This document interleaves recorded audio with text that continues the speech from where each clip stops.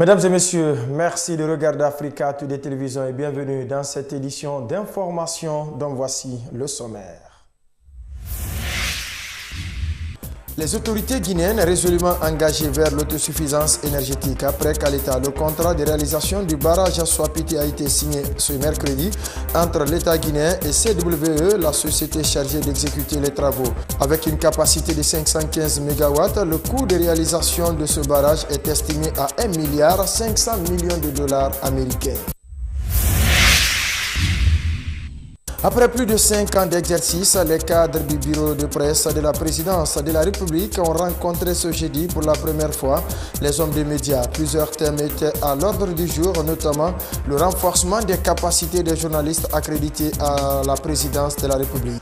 Encore une fois, bonsoir. La Guinée verra son deuxième grand barrage hydroélectrique réalisé d'ici 2019 après qu'Alita Swapiti est dans le viseur des autorités guinéennes. C'est ce jeudi que le gouvernement et CWE ont procédé à la signature du projet de construction de cette source d'énergie. Le barrage de Swapiti aura une puissance installée de 515 MW. Sayon Kourma. La Guinée veut accroître sa production énergétique et finir avec le cycle de délestage dans tout le pays. Le second barrage hydroélectrique de l'ère Alpha Condé s'inscrit dans cette dynamique. Après le lancement des travaux de construction de ce barrage, situé aussi sur le fleuve Concouré, les deux parties ont paraphé ce jeudi le Memorandum of Understanding pour la construction de la dite infrastructure. Swapiti, avec sa puissance de 515 MW, viendra bonifier Kalita pour desservir tout le pays, voire même les autres de la sous-région. À partir de 2019, la Haute-Guinée aussi verra bien l'énergie de Kalita Swapiti et tout le reste de notre pays. La basse Guinée déjà et la moyenne Guinée sont déjà desservies, une partie, mais la Haute-Guinée et la Guinée forestière aussi seront également approvisionner en énergie à partir du système Swapiti Kalita. Et l'objectif en ce moment sera atteint l'électrification de toute la Guinée. Dans les perspectives futures, l'énergie qu'on va pouvoir produire du complexe Swapiti Kalita pourra être véhiculée aussi dans la sous-région. Comme Kalita, ce nouveau projet sera exécuté par China International Water and Electric Corp. La compagnie CWE bénéficie de la confiance des autorités guinéennes pour avoir bouclé le premier contrat avec un an d'avance dans un contexte marqué par la fièvre Ebola. Ces dirigeants ont réaffirmé leur soutien aux autorités dans leurs efforts pour l'électrification du pays. Ils promettent ici de mettre les bouchées doubles, cette fois-ci encore, pour l'exécution rapide et efficace de Swapiti.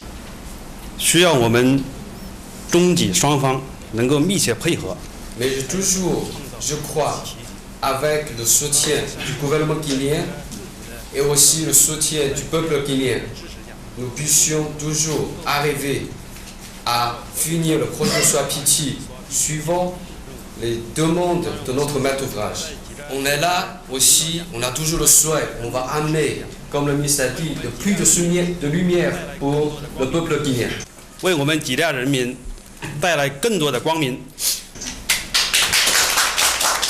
Le coût de réalisation de cet autre ouvrage est estimé à 1,5 milliard américains. Le schéma de financement prévoit un partenariat public-privé impliquant l'État guinéen, Exim Bank de Chine et d'autres investisseurs privés. Les travaux vont durer 58 mois.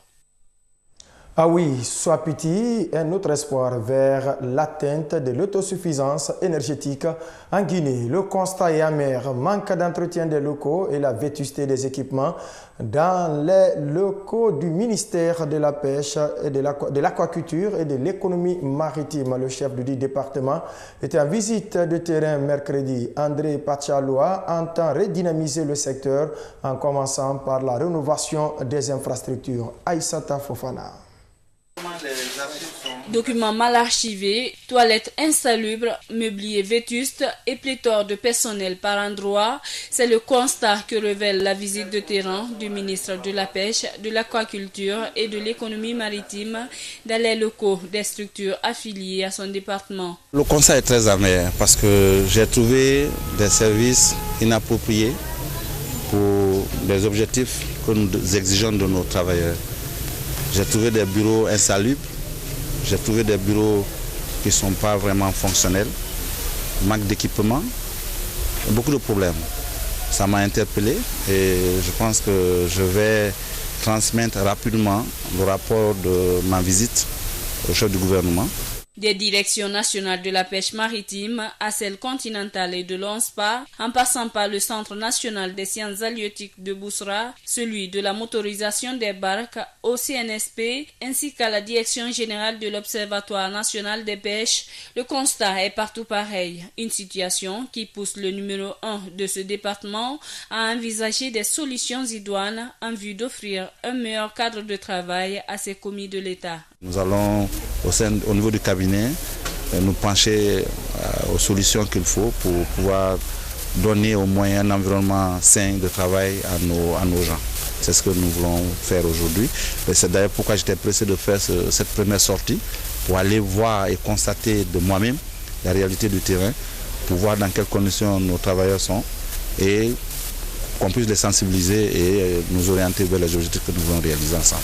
Outre ces observations faites, les cadres ont eux aussi énuméré des difficultés qu'ils rencontrent dans l'exercice de leurs fonctions. On n'a pas de moyens de déplacement pour pouvoir effectuer nos activités. Le problème de laboratoire. On a un laboratoire sensoriel qui n'est pas équipé. Nous sommes obligés de signer des protocoles avec d'autres laboratoires, parfois jusqu'à l'extérieur du pays. Et aussi, les inspecteurs n'ont pas de prime. Nous avons 120 débarcadères disséminés le long du littoral. Ces débarcadères sont sous la responsabilité de direction ou communale ou préfectorale et vous trouvez au niveau d'une direction préfectorale ou communale 2-3 agents pour couvrir un espace malheureusement qui ne peut pas être couvert parce qu'il y a une limitation excessive du personnel. Cette visite marathon, entamée ce mercredi, s'étendra dans les jours à venir à d'autres embranchements tels que les marchés de poissons, les chambres froides et les sociétés de pêche. Autre chose au plan national, je vous l'annonçais d'ailleurs en titre, le bureau de presse de la présidence de la République vers un renouveau dans son fonctionnement. Les responsables de cette institution ont échangé ce jeudi avec des représentants des associations de presse et des journalistes accrédités sur plusieurs sujets liés à l'amélioration des relations de travail entre les deux parties. Soirée Boubacar. Cet échange premier du genre entre le bureau de presse et les journalistes après 5 ans d'exercice a porté sur plusieurs thèmes, notamment le renforcement des capacités des organisations de la presse, relations entre la presse et les institutions et la formation continue dans le domaine des techniques journalistiques et maîtrise des nouvelles technologies. C'est pour démontrer que la presse privée n'est pas exclue de la communication présidentielle, mais que nous puissions mettre les bases d'une bonne collaboration et d'une harmonisation des activités et de renforcement aussi de capacités des journalistes en mettant à leur disposition les outils de travail nécessaires et en les donnant aussi les informations nécessaires pour la bonne compréhension surtout de la couverture des activités de M. le Président de la République. Plusieurs plaintes ont été faites par certains journalistes dans le cadre de la collaboration entre la corporation et la garde présidentielle. Face à cette situation, Moussa Sissé ne manque pas d'arguments. Confinement, ce n'est pas un terme propre pour un journaliste. Partout où tu es, c'est l'information que tu recherches. Et c'est ce qui met au front. Tu ne verras jamais sur la presse internationale, RFI, dire le journal dit j'ai été maltraité, j'ai été confiné. Non, non, non. On ne parle de ce que parfois ils sont séquestrés ou arrêtés. Mais chez nous, on veut prendre l'information sur un plateau d'or. L'exposé du directeur du bureau de presse de la présidence de la République n'est pas resté sans commentaire chez certains confrères. L'idée de M. Sissé doit être encouragée et soutenue. Aujourd'hui, il faut qu'on puisse être tous ensemble, montrer aux autres corporations que les journalistes aujourd'hui en Guinée ont trouvé un terrain d'entente et un bien commun à nous tous pour faire avancer notre corps professionnel. Reste à savoir si toutes ces idées émises par le bureau de presse de la présidence connaîtront une exécution sur le terrain. Un mot de justice dans cette édition. Fin ce jeudi, des débats de plaidoirie dans le procès des officiers accusés de l'attaque contre le domicile privé du président de la République. Ouvert le 23 décembre 2015, le général No Cham et ses co-détenus seront situés sur leur sort le 25 février prochain, jour prévu pour le verdict final. Côté défense, c'est une désolation du fait de la constitution des faits reprochés à leurs clients. Alassane Mabinti Kamara. Explication. C'est aux environs de 10h35 que le procès des 6 militaires inculpés dans l'affaire de l'attaque du domicile privé du chef de l'État a repris ce jeudi à la cour d'appel de Conakry. À l'entame des plaidoiries, les avocats de la défense ont à tour de rôle dénoncé certaines irrégularités tant au niveau des parties civiles que chez le procureur militaire. Pour maître Salifou Beavogui, c'est encore des innocents qui se retournent en prison. Il n'y a plus de mots à dire. Il n'y a pas de désertion, il n'y a pas de violation de consignes militaires. Très malheureusement, c'est des innocents qui retournent encore en prison pour 1 mois.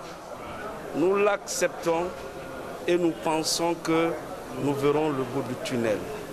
Donc ma joie est partagée de voir la fin du procès, mais encore j'ai la tristesse et le cœur meurtri de revoir mes clients retourner en prison alors qu'on devait les libérer aujourd'hui en raison du fait que le dossier est vide. Pour la partie civile, c'est une satisfaction puisque depuis le début du procès jusque maintenant est juste et équitable entre les parties. Jusqu'à maintenant, tout s'est bien déroulé. Les droits des parties ont été respectés, la défense, la partie civile et le ministère public. Chacun a eu le temps de s'exprimer avec preuve à l'appui, avec conviction, donc d'apporter tous les éléments nécessaires au succès de ces prétentions. Donc je me dis que c'est un débat, un procès juste et équitable, où chacun a eu le droit de s'exprimer. Et je me dis que ce n'est que justice, ce n'est que normal. Dans toute procédure judiciaire, c'est comme ça que la procédure s'est déroulée. Et aujourd'hui, le temps militaire vient de mettre fin au débat dans ce dossier. Interrogés sur les derniers mots, les accusés ont chacun remercié la Cour et leurs familles respectives et ont tous remis leur sort à la sagesse du président de la Cour. La sentence est attendue pour le 25 février prochain. Traduire coûte que coûte les présumés responsables de la répression du 22 janvier 2007 devant les juridictions compétentes, tel est le souci de l'Organisation guinéenne de défense des droits de l'homme et des citoyens, OGDH en abrégé. En conférence de presse ce jeudi, les membres de cette structure, en synergie avec la Fédération guinéenne de la Ligue des droits de l'homme, FDH en abrégé, a annoncé une nouvelle procédure contre les exactions de 2007 et octobre 2010. Lee Mariam Bailo. Le GDH et la FIDH, depuis les événements du 28 septembre 2009, ont engagé une action contre les présumés auteurs et commanditaires des massacres survenus dans le pays durant cette période. Avec l'appui de l'Union européenne, ces ONG sont parvenues dans un premier temps à faire l'état des lieux et accompagner un certain nombre de victimes qui avaient exprimé le souhait. Dans cette seconde phase, le GDH se tourne vers les événements du 22 janvier pour, dit-elle, consolider l'état de droit en Guinée. D'abord, comme vous le savez, avec les événements du 28 septembre 2009, on a accompagné près de 500 personnes présumées victimes des événements et on a eu à les présenter au juge, au pool des juges qui a été mis en place. De la même manière, on a utilisé la même procédure avec les victimes de 2010 et aujourd'hui, avec les victimes de 2007, on engage la même procédure, c'est-à-dire qu'on accompagne les victimes qui sollicitent rester en justice pour que leur cas soit connu par une juridiction classique. Compte tenu de la complexité du dossier, un important travail reste encore à mener par la justice pour rendre possible l'audition des victimes et témoins. Le GDH se félicite néanmoins de l'avancée enregistrée dans le dossier des répressions de 2007. Et aujourd'hui, nous sommes heureux de constater que les juridictions nationales guinéennes ont accepté de prendre en main aussi bien le dossier du 28 septembre 2009 que le dossier de janvier 2007 et celui d'octobre 2010. Donc à cette occasion, nous disons que nous avions intérêt à faire appel à la presse pour les tenir informés de tout ce qu'il y a eu comme disposition portant sur ces différentes procédures que nous avons engagées. Au regard de toutes ces exactions subies par les victimes, Abdoulgadiri Diallo insiste sur le besoin de mettre en place un mécanisme de réconciliation nationale en République de Guinée.